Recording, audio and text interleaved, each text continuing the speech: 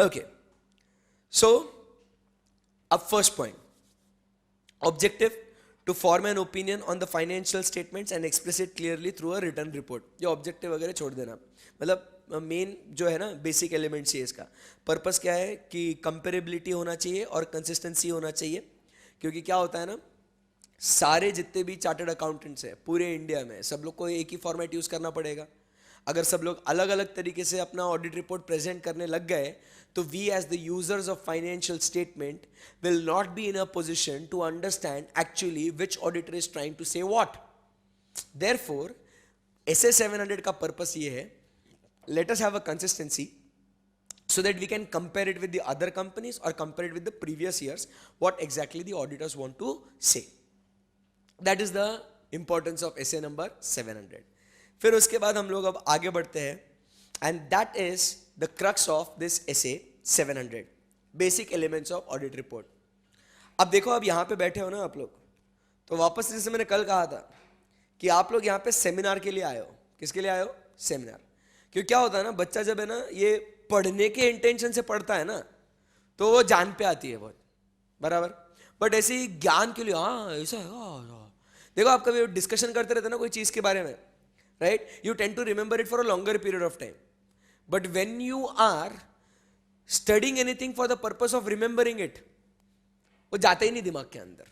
पहले ही दिमाग उधर फायरवॉल लगा देता है ना, वायरस आ रहा है अंदर, फायरवॉल प्रोटेक्ट कर देता है, एंटर करने नहीं देता उसको. So that is the case. So आराम से उसको रिलैक्स मोड पे समझना कि देखो आप लोग ये इंटेंशन से पढ़ो कि मैं चार्टर्ड अकाउंटेंट हूं ऑलरेडी. अब हो गए ना, मतलब बस बचा के 3 महीने और 2 महीने रिजल्ट के, बस आप लाइन क्रॉस ही कर रहे हो. आप अभी आपका ड्रीम पूरा हो रहा है. फील करो अभी से, क्योंकि जितना आप अंदर से फील करोगे ना, पूरी कायनात इकट्ठा हो जाएगी आपको वो ड्रीम अचीव करने के लिए, बराबर. सो अब आप CA बन गए हो and you are attending a seminar.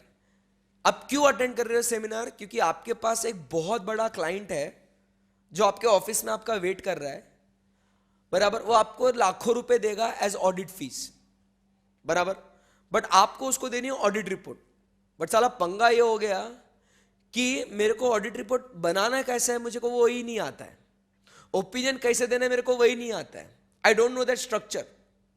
सो मैं उससे वो फीस का चेक लेने के पहले, उसको मिलने के पहले, मैं यहां बैठा हूं हर्षद सर की क्लास में ये पता करने के लिए कि सर ऑडिट रिपोर्ट कैसे देना है उतना बता दो, मैं फटाफट बना के उसको साइन करके दे दूंगा, लाख रुपए का चेक ले लूंगा. मजा आएगा ना पढ़ने में. फिर ऐसे और क्लाइंट बैठा है 1 लाख रुपए लेने, बस एक 10 मिनट सर का प्रवचन सुन लेता हूँ, सॉर्टेड है लाइफ, है ना, राइट.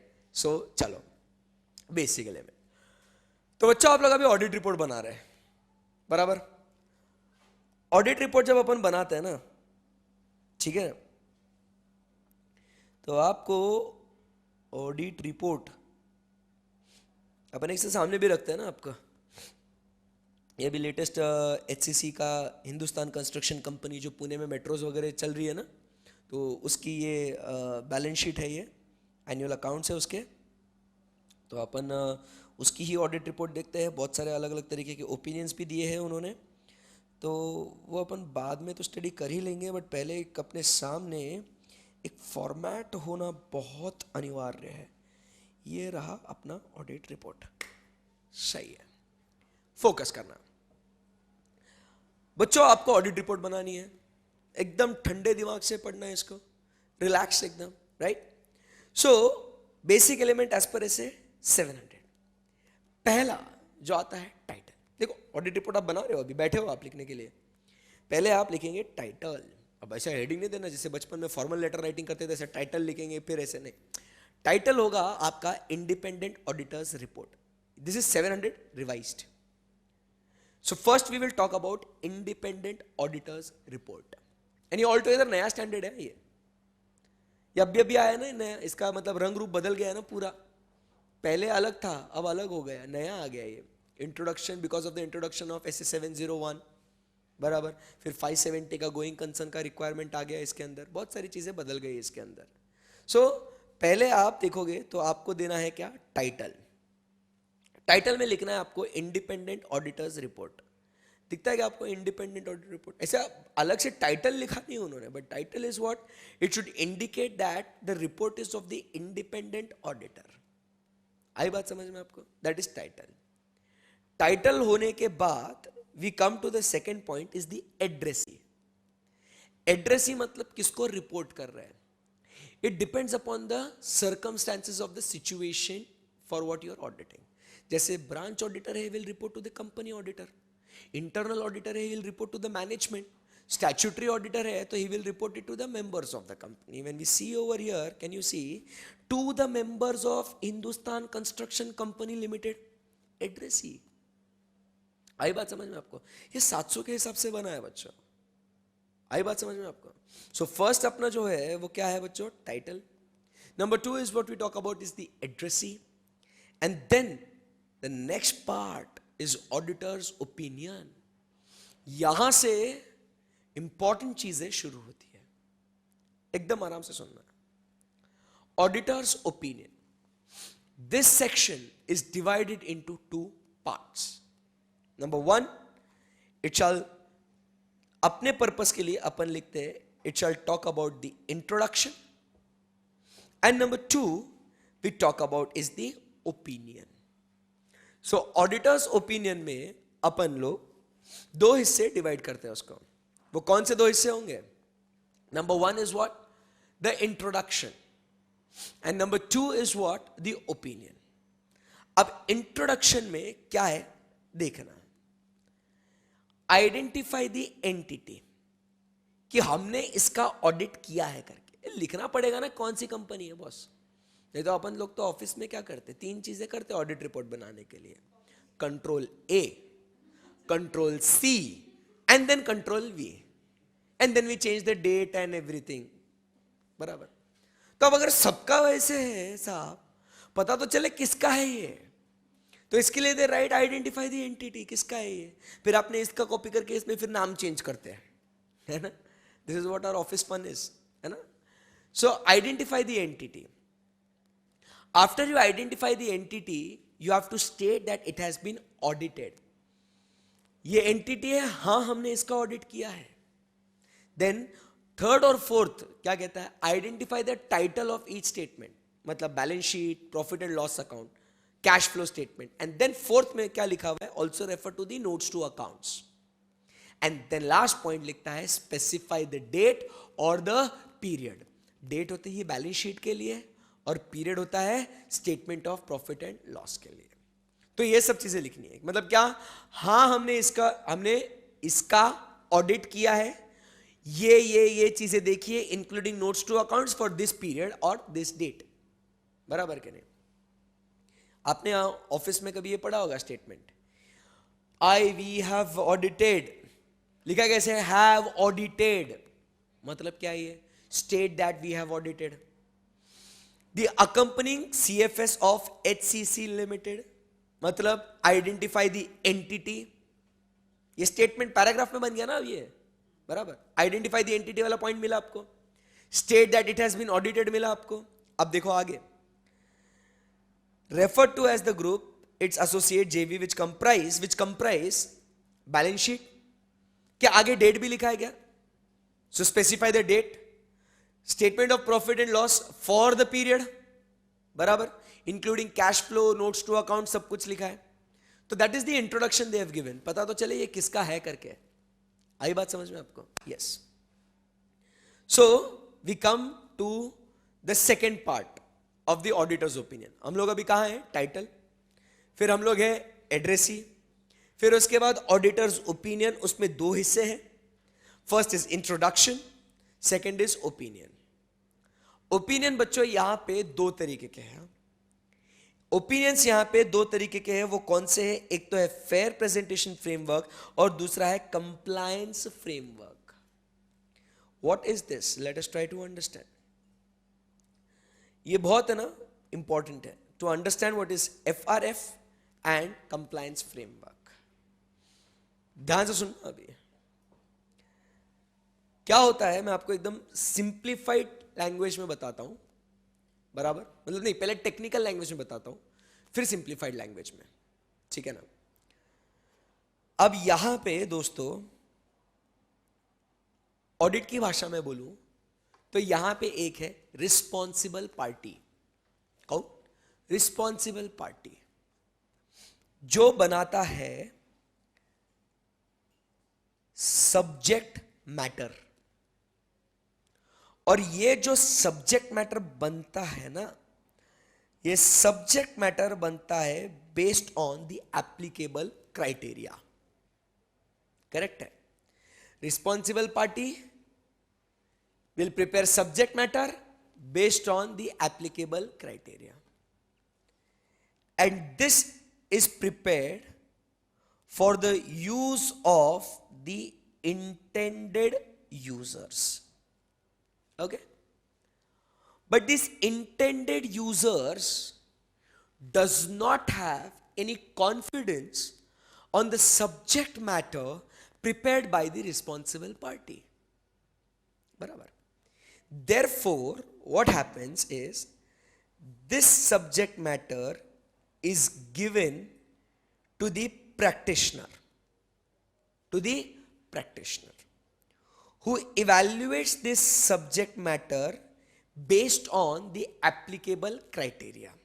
क्या करता है ये practitioner?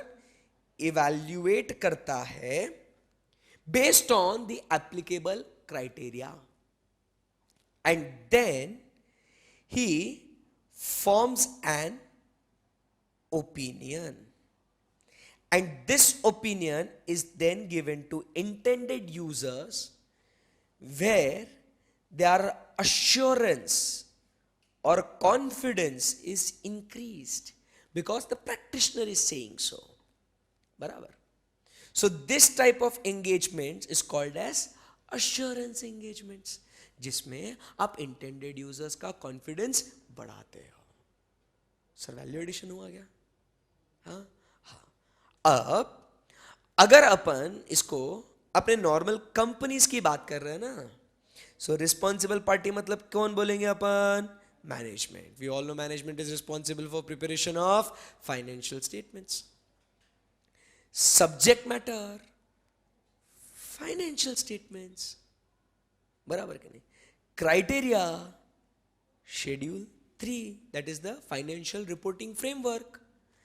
Practitioner, auditor, intended users तो आपको मालूम है। आई क्या बात समझ में आपको? तो ये सारी कहानी होती है। अब इसमें फिर जो अपन यहां पे पढ़ना चाह रहे हैं वो क्या है? ओपिनियन दो तरीके के ना, फिर जो अभी अपन पढ़ रहे हैं, वेयर वी आर, देखो पढ़ा रहा हूं कहां से? बेस से। करेक्ट है ना? सो यहां पे ओपिनियन दो तरीके की, एक तो है फेयर प्रेजेंटेशन फ्रेमवर्क और दूसरा क्या है? Compliance framework. आई बात समझ में? That is what we studied over here, कि द एक्सप्रेशन ऑफ ओपिनियन, वो ओपिनियन कौन सा है? ये रहा अपना ओपिनियन। एक तो है फेयर प्रेजेंटेशन फ्रेमवर्क और दूसरा कौन सा है? Compliance framework.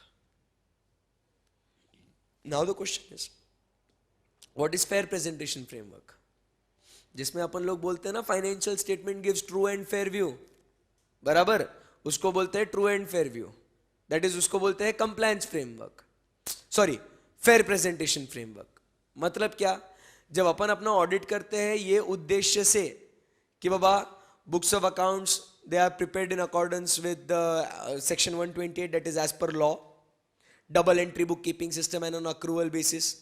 नहीं तो याद है ना, if the books of accounts are not maintained on double entry book keeping system और accrual basis they are deemed not giving true and fair view, ऐसा 128 में लिखा हुआ है, बराबर। Financial statements should give true and fair view, that is they should comply with accounting standards. अगर नहीं comply करेंगे तो they are not true and fair view. General rules दिए गए थे, asset should neither be overvalued और undervalued, all the asset should be properly disclosed, the charge if any should be properly disclosed, बराबर कि no material liability should be omitted. ये सारी चीजें अगर सही है ना तो अपन क्या कहेंगे? In short the financial statements are free from material misstatement. When the financial statements are free from material misstatement, we say they give what? True and fair view. ऐसा यदि आपको ओपिनियन देना है तो we say that we are working on what? Fair presentation framework. अपना task वो है, but what is compliance framework? ये क्राइटेरिया है, शेड्यूल 3, इसके बेसिस पे ये फाइनेंशियल स्टेटमेंट सब्जेक्ट मैटर बनाया। क्या ये सब्जेक्ट मैटर इस क्राइटेरिया के हिसाब से बना है क्या? हाँ, हाँ, तो ये सब्जेक्ट मैटर इस क्राइटेरिया को कंप्लाई करता है। सिर्फ वैसा अगर आपको ओपिनियन देना है तो वो ओपिनियन हो जाता है कौन सा? कंप्लायंस फ्रेमवर्क वाला। गया बॉडी के अंदर, जम रहा है ना? हाँ। तो अपने दो तरीके के ओपिनियंस होता है, compliance framework and fair presentation framework. इसमें वर्डिंग्स क्या यूज करने का, क्योंकि आप लोग बैठे क्यों हो?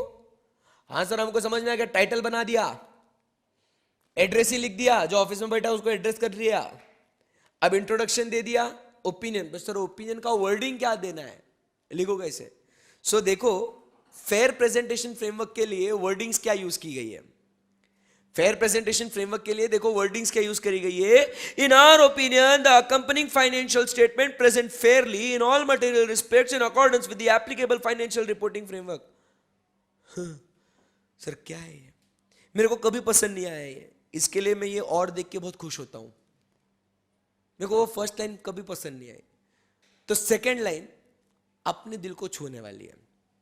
इन our opinion the accompanying financial statements give true and fair view in accordance with the applicable financial reporting framework। कितना सिंपल है ये।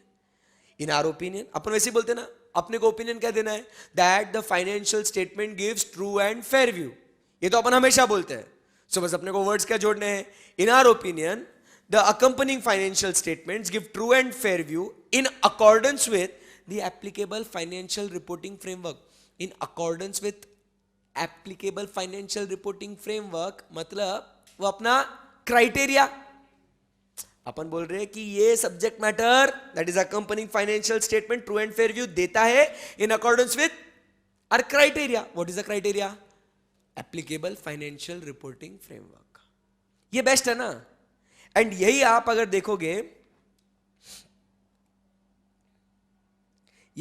देखोगे, कंप्लायंस फ्रेमवर्क में वर्डिंग्स क्या बोलता है देखना।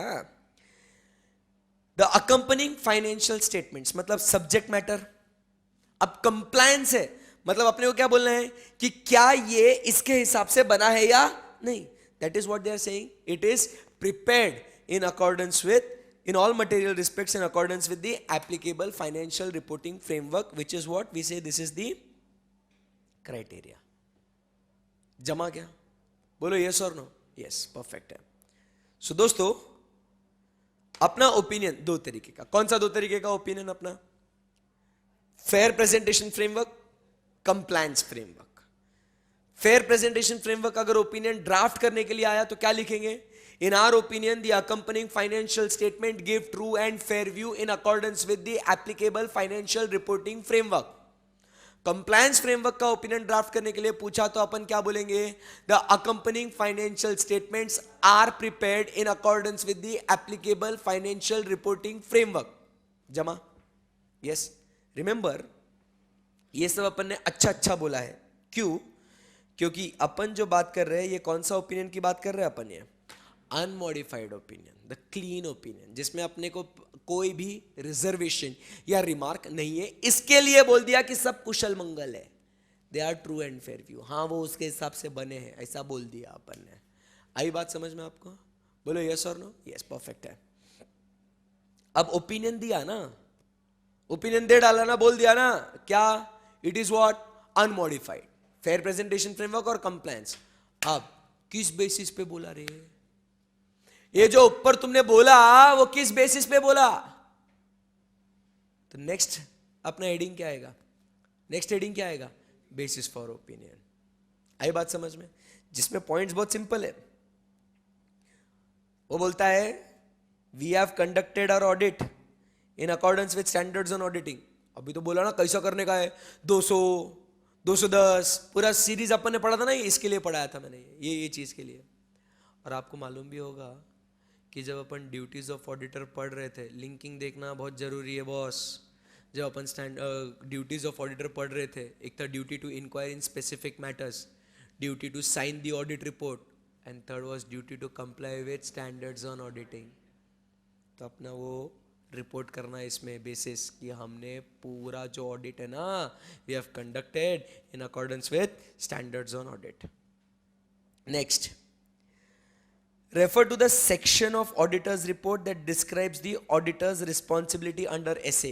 SA के अंदर आपकी क्या क्या रिस्पॉन्सिबिलिटी है ना, ये अपन इस ऑडिट रिपोर्ट में लिखते हैं। देखो आपको यहां दिखेगा H वाला पॉइंट दिख रहा है क्या आपको, auditor's responsibility for the audit of financial statement. तो अपने उस बेसिस ऑफ ओपिनियन में लिखो कि you refer to the section in the auditor's report that describes the auditor's responsibility in accordance with the SA. हमने हमारा ऑडिट एसए के मुताबिक किया, एसए में हमारी रिस्पॉन्सिबिलिटी क्या थी ये जानना है आपको, तो आप नीचे पढ़ो।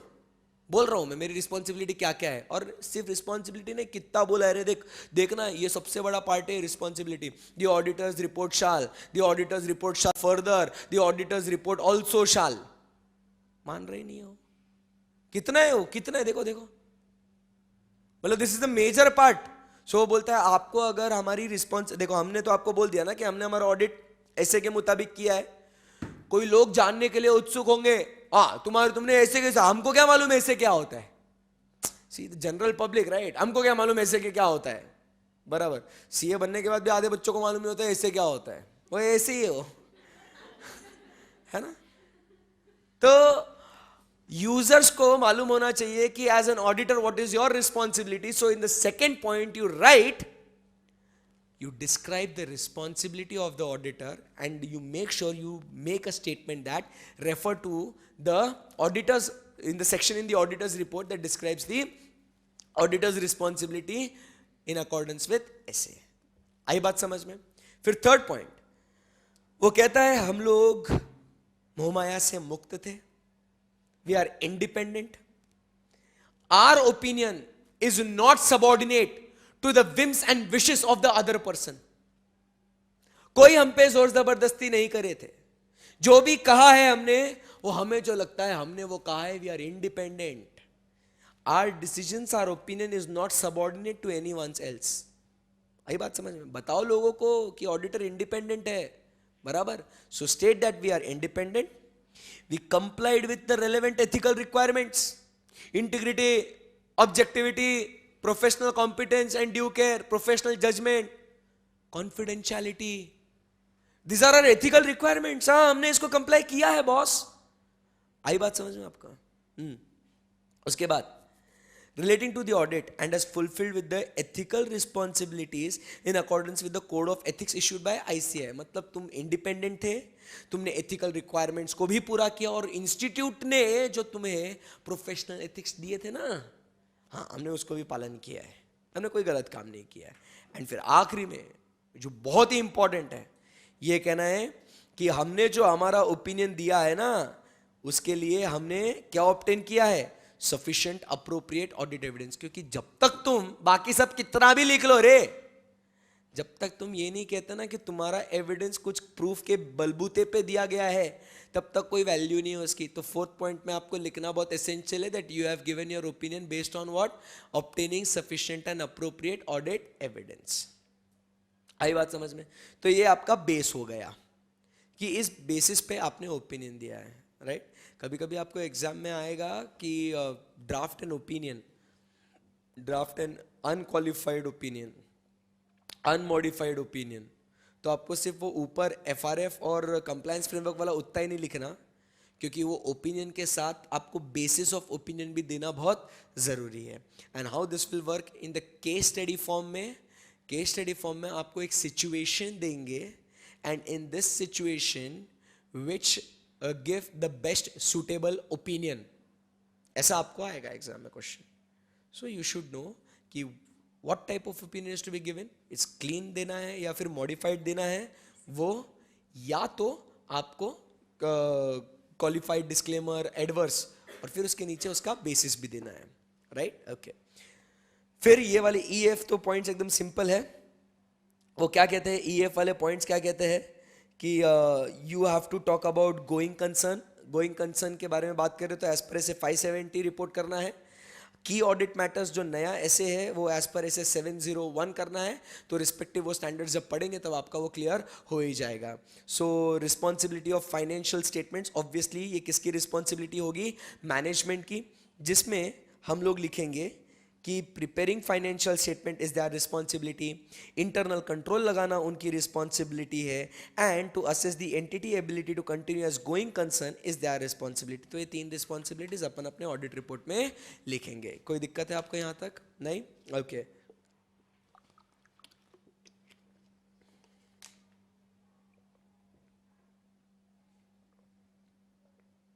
Any difficulty till here? No. तो एक बार ये 7 पॉइंट जरा रिकैप करते हैं. टाइटल, हेडिंग्स बताना बस. Title, addressee, opinion. ओपिनियन में कितने हिस्से हैं? 2. Introduction and opinion. अब वो ओपिनियन में और कितने 2 टाइप के हो सकते हैं? 2. वो कौन से हैं? True fair presentation framework, compliance framework. फिर नेक्स्ट 4th पॉइंट अपना क्या है? Basis for opinion. 5th वाला क्या है? Going concern. 6th वाला क्या है? की ऑडिट मैटर्स. और 7th वाला responsibility of management for financial statements. उसमें कौन से पॉइंट्स है? 3. वो कौन से 3 पॉइंट है? एक तो फाइनेंशियल स्टेटमेंट्स बनाना, इंटरनल कंट्रोल्स लगाना और गोइंग कंसर्न. सही जा रहे ना? एकदम बढ़िया. अब जो मेन पार्ट है, और ये खत्म हो गया ना, बस जिंदगी बहुत आसान है ऐसे 700 की सीरीज में. अभी आपको बहुत कुछ होगा, अनईजी फील होगा, चक्कर आएगी, भागने का मन करेगा, जो वर्चुअल में देख रहे बंद करने का मन करेगा. आपको आपकी कसम है कुछ मत करना. बहुत इंपॉर्टेंट है ये. नहीं, बिकॉज होता है यहाँ, बट ये अगर समझा ना तो आने वाला ऐसे 705 706 ये पढ़ने में बहुत आसानी होती है. Because try to understand, this is an unmodified opinion, unmodified report. मतलब ये एक स्टैंडर्ड स्ट्रक्चर है. और 705 किसके बारे में बात करता है? मॉडिफाइड रिपोर्ट के बारे में. मतलब जब तक आपको स्टैंडर्ड नहीं मालूम, अनमॉडिफाइड नहीं मालूम, तो आप मॉडिफाइड रिपोर्ट कैसे पढ़ोगे ना? मॉडिफाई पढ़ने के लिए भैया मालूम होना चाहिए स्टैंडर्ड क्या है, स्टैंडर्ड रिपोर्ट क्या है ना? तो अब ऑडिटर्स रिस्पॉन्सिबिलिटी जरा एकदम अच्छे से ध्यान से पढ़ना सुनना. पहले तो इसमें 3 सेक्शन है. ऑडिटर शाल, बहुत मजा आता है मेरे को ये.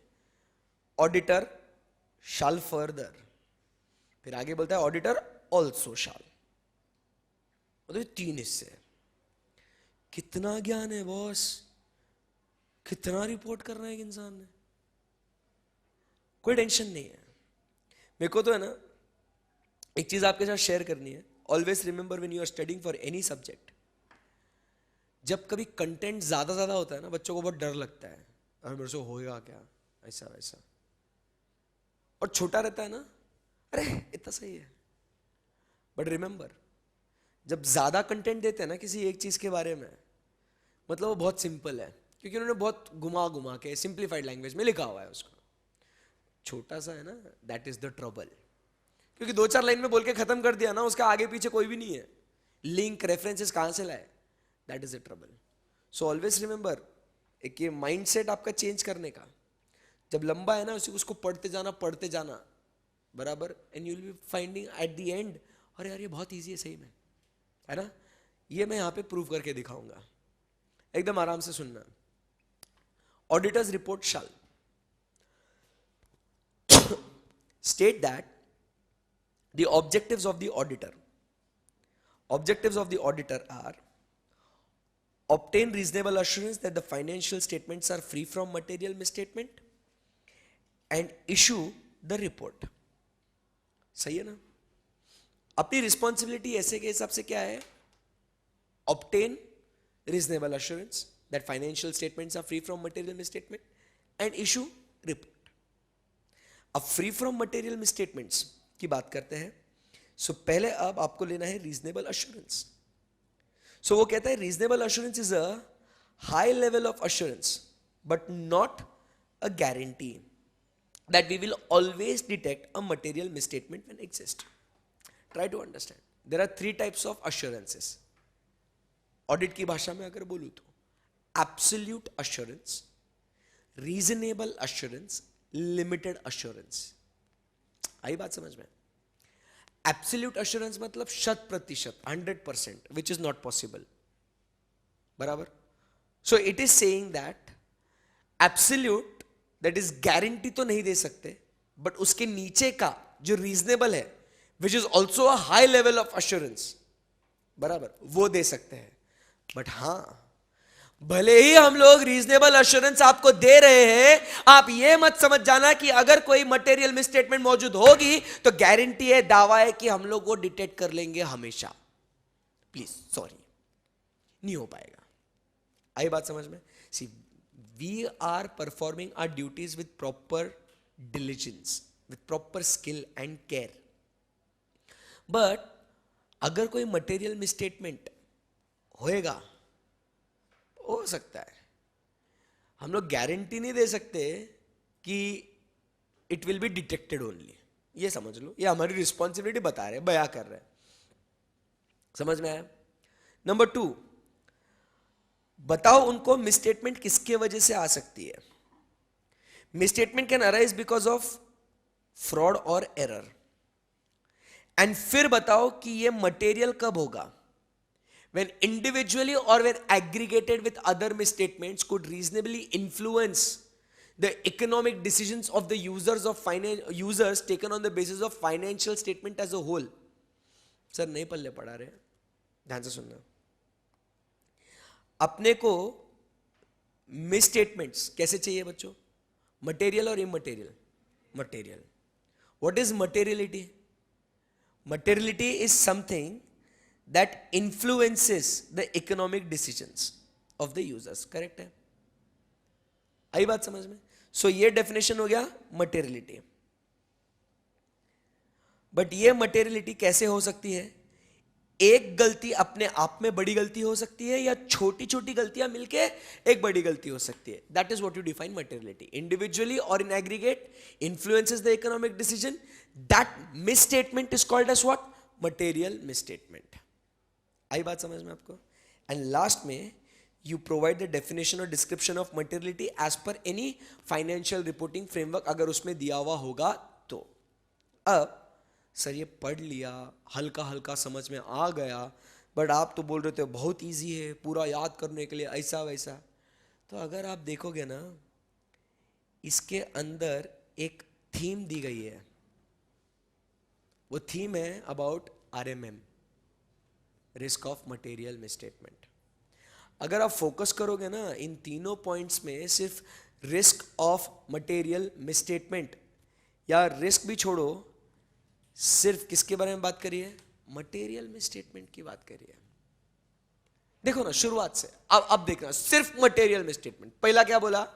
ऑब्टेन अश्योरेंस की whether it is free from material misstatement and then give your opinion. बराबर. फिर सेकंड पॉइंट क्या बोला? कि भैया हम लोग रीजनेबल अश्योरेंस दे रहे बट गारंटी नहीं दे रहे कि मटेरियल मिसस्टेटमेंट हर बार डिटेक्ट होगी करके. और तीसरा क्या बोलता है? मिसस्टेटमेंट एरर या फ्रॉड की वजह से आ सकती है, बट वो मटेरियल क्या है, मटेरियल का डेफिनेशन दिया है. दिख रहा है आपको? पूरे तीनों पॉइंट्स में वो कॉमन चीज उन्होंने क्या निकाली अपन ने कॉमन, उसमें से they are only talking about material misstatement. कितना आसान था. You pick the common part from it. आई बात समझ में? Throughout the 3 points they are talking about material misstatement. तो क्या पहले मटेरियल मिसस्टेटमेंट के बारे में क्या लेना है अपने को? Reasonable assurance that they should be free from material misstatement, then give your opinion. फिर बताओ उनको क्या कि रीजनेबल अश्योरेंस दे रहे भैया तो गारंटी नहीं है कि हर मटेरियल मिसस्टेटमेंट डिटेक्ट हो सकती है. नंबर 3, मिसस्टेटमेंट एरर या फ्रॉड की वजह से आ सकती है. फिर उसमें डिफाइन करो मटेरियलिटी मतलब क्या है. इंडिविजुअली और aggregate it can influence the economic decisions of the user taken on the basis of financial statement as a whole. Over. इतना सा पार्ट इजी है क्या एकदम? अब शॉल फर्दर. अब फर्स्ट मटेरियल मिसस्टेटमेंट का समझाना है ना. अब यहां पे, अब जैसे आपको मैं कॉमन पार्ट बता रहा हूं, तो अब मैं पहले ही यहां पे सेकंड पार्ट का मैं आपको कॉमन पार्ट बताता हूं, प्रोसेस ऑफ ऑडिट. ये पूरा शॉल फर्दर में इतना जो ज्ञान दिए है ना, जो मैंने अभी आपको ये ऐसे शुरू करने के पहले जितना भी ज्ञान दिया ना, वैसे ही कुछ ऐसे मोटा मोटी उन्होंने यहां पे बता दिया कि how your audit is to be processed. देखना है आपको. इसका थीम है ये दिस इज द थीम. ठीक है ना, ये थीम है, ये प्रोसेस ऑफ ऑडिट. देखो, state that as a part of the audit. मेरा प्रोसेस बता रहा हूं मैं, एकदम आराम से पढ़ना. आप भी एकदम अच्छे से मुंडी नीचे करके आराम से पढ़ना. हाँ, अगर स्क्रीन पे देख रहे हो तो स्क्रीन पे पढ़ना. State that as a part of audit in accordance with the SA, the auditor exercises professional judgment and maintains professional skepticism throughout the audit. तो आपको फर्स्ट प्रोसेस क्या है? Professional judgment, professional scepticism maintain करने का. फिर describe the audit by stating that we have identified and assess the risk of material misstatement 315 बराबर, whether due to error of fraud. फिर उसके बाद we design and perform the audit procedures responsive to those risk 330 बराबर. To obtain audit evidence that is sufficient and appropriate 500. ये पूरा step by step है. पहले risk को आइडेंटिफाई करो, फिर आपका ऑडिट प्रोसीजर बनाओ, फिर sufficient and appropriate audit evidence लो. To provide a basis for auditor's opinion. अपन ने अभी बेसिस फॉर ओपिनियन में फोर्थ पैराग्राफ लिखा, फोर्थ पॉइंट लिखा था, we have obtained sufficient and appropriate audit evidence for the purpose of expressing an opinion. फिर उसके बाद वो बोलता है क्या 240 के बारे में, the risk of not detecting a material misstatement from a fraud is higher as compared to the error, and where management is involved the risk is much higher as compared to employee. याद है क्या अभी अपन ने सब बोला था ये सब चीजें. The risk of not detecting material misstatement fraud is higher than the one resulting from error, as a fraud may involve collusion, forgery, intentional omission, etc. Then ये सब करने के लिए आपको क्या लेना होगा? Understanding of internal control relevant to the audit. बराबर कि नहीं? In order to design audit procedures. बराबर. अब जरा यहां पे ना एकदम अच्छे से पढ़ना, थोड़ा एक इंपॉर्टेंट पार्ट है. We understand the internal controls. Why do we understand internal controls? So that we can design our audit procedures that are appropriate to the circumstances. Obviously that means it is not for the purpose of expressing an opinion on the effectiveness of the entity's internal control. Step by step जाना. अपन लोग internal control को क्यों study कर रहे हैं? So that अपन अपनी audit procedures decide कर सके, अपना nature, timing and extent upon decide कर सके. तो हम लोग इसके लिए भैया इंटरनल कंट्रोल को स्टडी कर रहे हैं. कृपया करके आप ये मत समझ जाना कि हम लोग इंटरनल कंट्रोल इसके लिए स्टडी कर रहे हैं to identify the effectiveness of entity's internal control, और वो चीज पे अपन एंटिटी को रिपोर्ट करेंगे. अपना वो गोल तो है ही नहीं. बराबर के नहीं? बट अब यदि आपको where the auditor also has the responsibility, when the auditor also has the responsibility to express an opinion on effectiveness of internal control in conjunction with the audit opinion, तो वो क्या कहता है? तो वो कहता है shall omit the phrase. वो वाली जो phrase लिखी थी ना अपन ने, but not for the purpose of expressing an opinion, वो वाली phrase अपन क्या कर देंगे? omit कर देंगे. मतलब आपको कुछ बात समझ में आई क्या? यहाँ पे दो बातें हैं. एक तो अपन ओपिनियन दे रहे फाइनेंशियल स्टेटमेंट्स पे, और एक है फाइनेंशियल स्टेटमेंट्स पे भी और इंटरनल कंट्रोल्स पे भी, दोनों पे ओपिनियन दे रहे हैं. अगर फाइनेंशियल स्टेटमेंट्स पे ही ओपिनियन दे रहे तो अपन लिखेंगे कि हम लोग इंटरनल कंट्रोल को इसीलिए अंडरस्टैंड कर रहे हैं ताकि we are designing our audit procedure, but not for the purpose of expressing an opinion on the effectiveness of the entity's internal control. But अगर हम लोग फाइनेंशियल स्टेटमेंट्स पे भी और इंटरनल कंट्रोल्स पे भी अगर अपन ओपिनियन दे रहे हैं तो अपन वो फ्रेज जो सेकंड पार्ट वाली थी उसको ओमिट कर देंगे. आई बात समझ में? आपको समझ में आ रहा है? This is the process of audit. Risk, पहले आप क्या कर रहे हो? First what you are doing, बोलो ना. रिस्क ऑफ मटेरियल मिसस्टेटमेंट को आपने फाइंड आउट किया, उसके हिसाब से आपने ऑडिट प्रोसीजर डिजाइन करी, फिर ऑडिट एविडेंस ऑब्टेन किया, आपका ओपिनियन दिया, फिर रिस्क कम है या ज्यादा है उसके बारे में बोला, उसके लिए आपको इंटरनल कंट्रोल को समझना था, उसके बारे में बात हुई. बराबर. फिर आगे देन अपने को चेक करना है, अपने को ओवरऑल फाइनेंशियल स्टेटमेंट्स पे ओपिनियन देना है, तो आपने कौन सी अकाउंटिंग पॉलिसीज इस्तेमाल करी, आपने कौन से accounting estimates, that is what we talk about is 510 आप चेक करेंगे, अब 540 आप चेक करेंगे अकाउंटिंग एस्टिमेट्स. फिर उसके बाद to conclude the appropriate use of management's going concern 570 के बारे में बात करेंगे. दिख रहा है कि आपको सब एविडेंस वाले बात कर रहे हैं यहाँ पे.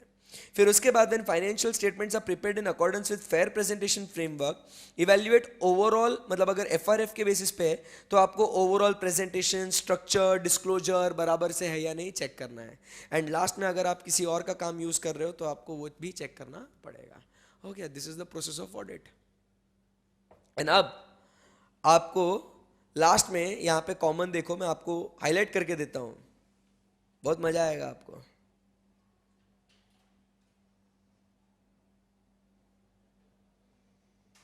हो गया क्या कॉमन दिखा आपको? TCWG. मतलब अपने को यहाँ पे इन तीन लास्ट वाला जो सेक्शन है उसमें अपने को क्या करना है, we have to communicate to the TCWG। So अपने को क्या कम्युनिकेट करना है, अब वो वाली बात करते हैं, अपना scope, timing of the audit and significant audit findings, बराबर के नहीं। ऐसे नंबर कौन सा, 260, कम्युनिकेशन विद दोस्त चार्ज विद गवर्नेंस, और 265 बात करता है कम्युनिकेशन ऑफ वीकनेसेस विद दोस्त charge with governance, weaknesses in internal control, दोस्त चार्ज विद गवर्नेंस और अदर रिस्पॉन्सिबल पार्टीज। सो इनको अपन ने scope, timing and significant audit findings including deficiencies in internal control बताने हैं, बराबर। फिर आपको बताना है कि क्या आपने रिलेवेंट एथिकल रिक्वायरमेंट्स को कंप्लाई किया क्या, about your independence and key audit matters as per S 701।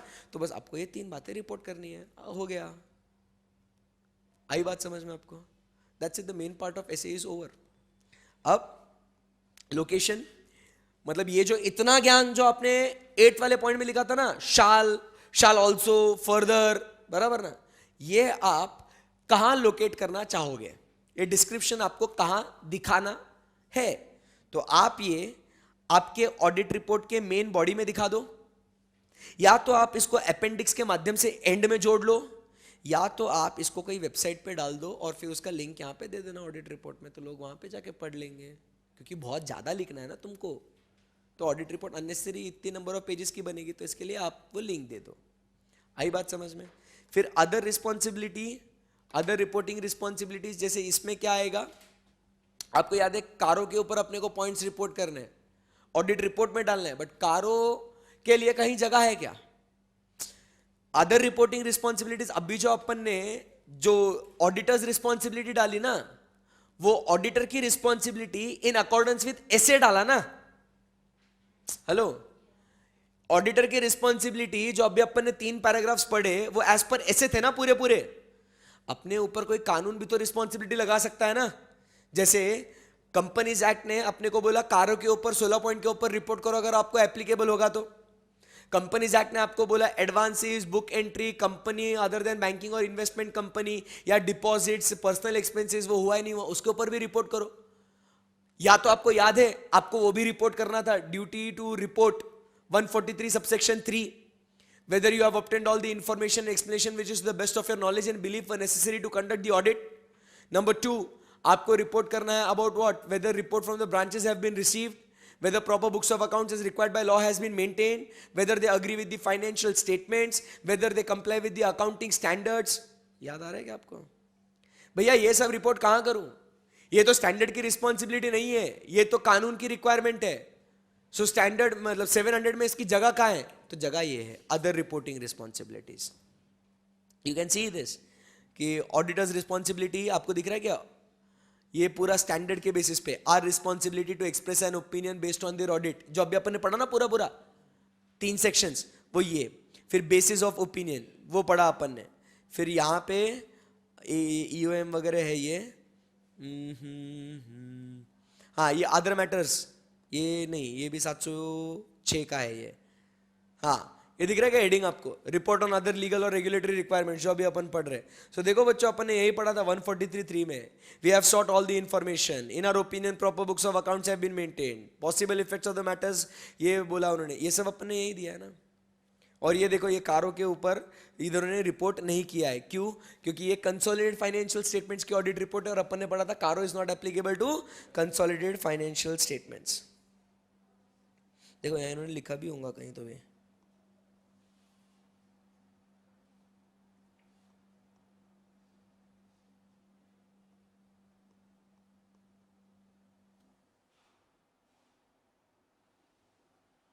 देखो ये सब पूरा disclosure requirement, specified bank notes, दिख रहा है क्या आपको ये?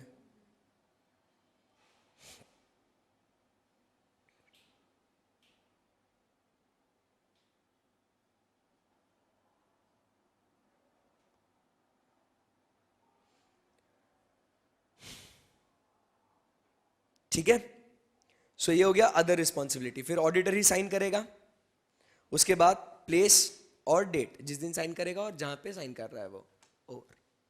क्या आपको समझ में आया ऐसे 700? Yes, okay.